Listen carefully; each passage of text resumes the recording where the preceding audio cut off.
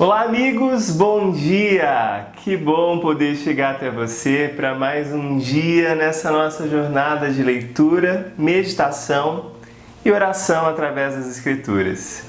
Eu estou muito feliz de poder chegar até você para mais esse dia dessa nossa jornada, que a gente busca aprofundar o nosso conhecimento do Senhor, em que a gente busca a ouvir a palavra, meditar naquilo que ela diz e a respondermos por meio da nossa oração ao chamado do Senhor Jesus, para aprofundarmos o nosso conhecimento dele, para aprofundarmos a nossa experiência de oração e sairmos daquele lugar de superficialidade, quando a gente apenas pede coisas para o Senhor, como se a gente tivesse com a lista de compras nas mãos e a gente tivesse tentando fazer um checklist em tudo aquilo que a gente tem de pedido. Não!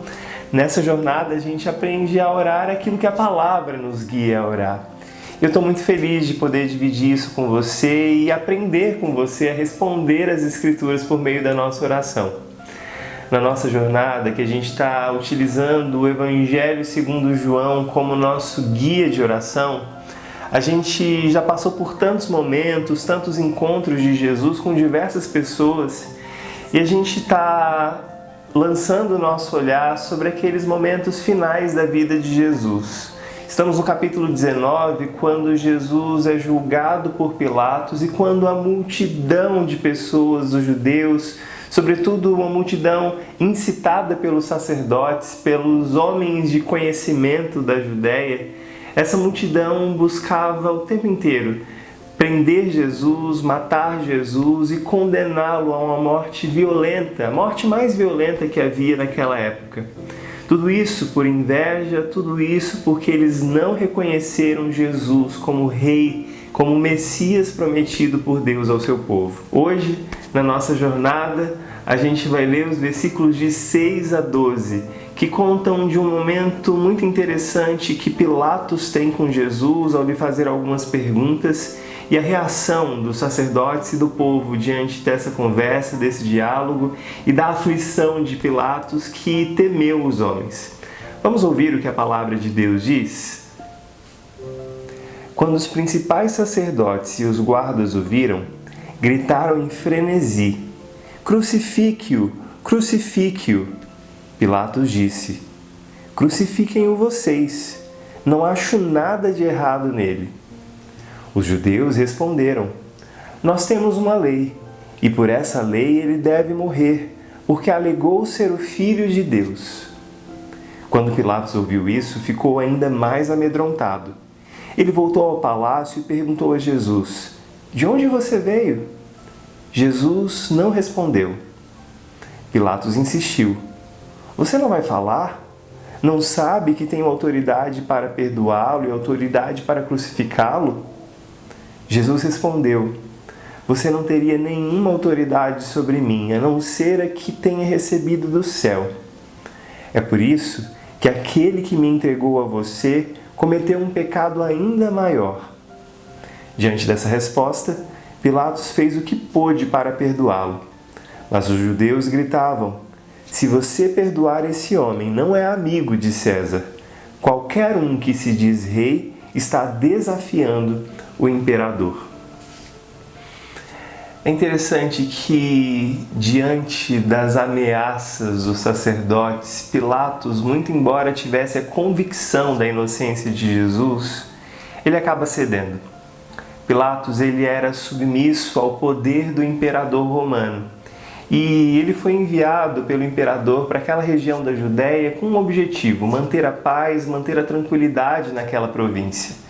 Qualquer problema que chegasse até o imperador, qualquer problema que subisse até ao superior de Pilatos, poderia gerar sérias consequências para ele. Ele poderia ser morto, ele poderia ser decapitado, ele poderia ser deposto e pagar altas multas para o imperador da época. Pilatos, embora tivesse autoridade para matar Jesus ali como representante legal do Império Romano, na verdade, ele estava nas mãos dos habitantes da Judéia, os judeus que gritavam pedindo para que Jesus fosse crucificado.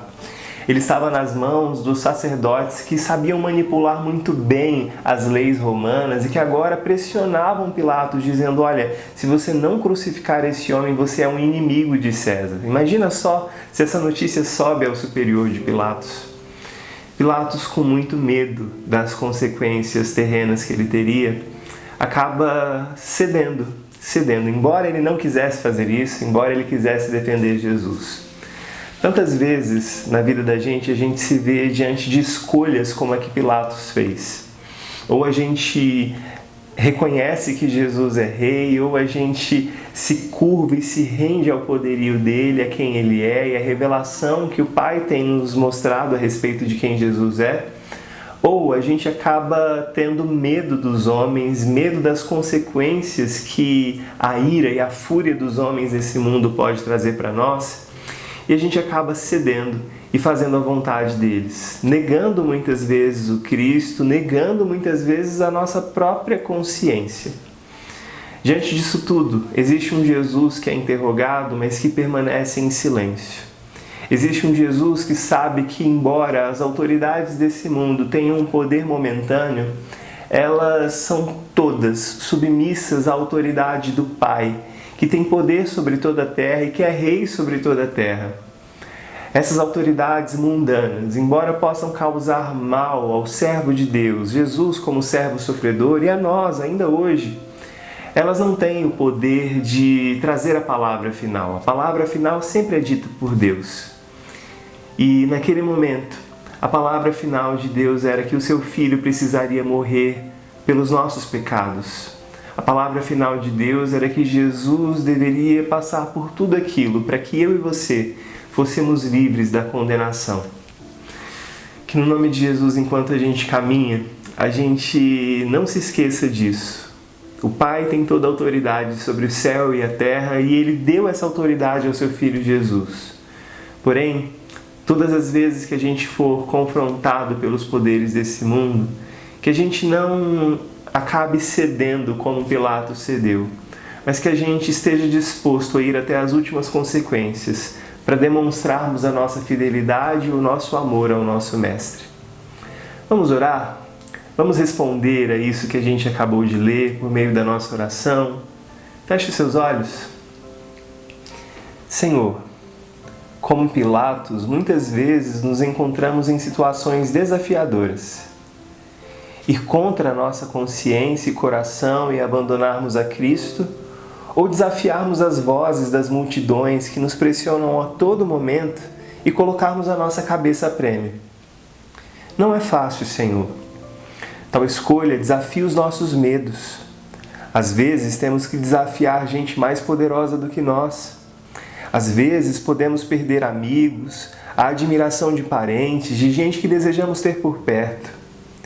Conferimos a essas pessoas e as coisas que elas podem nos oferecer o poder de nos controlar, uma autoridade de ditar como nós nos comportamos ou de que maneira nós nos posicionamos. Porém, nós te pedimos, dá-nos a consciência, como a de Cristo, de entendermos que qualquer autoridade que alguém possa exercer sobre nós é uma autoridade derivada de Ti. Não há poder maior em todo o universo. Não nos deixe cair no erro de, sabendo que Cristo é o Filho de Deus, termos mais medo dos homens do que santo temor. Ajuda-nos a nos comportarmos conforme a revelação que temos recebido do Teu Cristo e a nos comprometermos com Ele, mesmo que isso nos custe dinheiro, o nome, posições, amigos, prestígio ou qualquer outra honra ou bem humano. Ajuda-nos a nos comportarmos conforme a revelação que temos recebido do Teu Cristo e a nos comprometermos com Ele, mesmo que isso custe dinheiro, nosso nome, posições, amigos, prestígio ou qualquer outra honra ou bem humano. Clamamos, pelo Teu Espírito, enche-nos de coragem. Oramos no nome de Jesus. Amém. Que nesse dia que está começando, você tenha a oportunidade de não negar Jesus, de não ser aquele que tem medo dos homens. Não ser um na multidão que grita crucifique-o, mas que você olhe para o Rei, para o Messias prometido de Deus que está diante de você.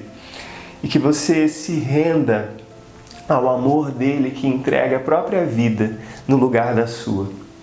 Que ao olhar para Jesus você reconheça que, embora os poderosos desse mundo possam até mesmo nos causar mal, nos fazer algum mal, sabemos que a autoridade que eles têm nas mãos é uma autoridade limitada, uma autoridade que não é maior do que a autoridade do Pai que está nos céus e que olha para nós e que um dia há de julgar toda a injustiça desse mundo.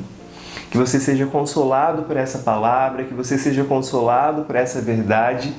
Essa é a minha oração pela sua vida. Desejando a você um excelente dia, guardado, protegido na paz do Senhor. E eu te espero aqui amanhã, às 6 horas da manhã, para juntos a gente continuar nessa nossa jornada de leitura, meditação e oração através das Escrituras. Um grande abraço para você, que Deus te abençoe e até mais, se Deus quiser.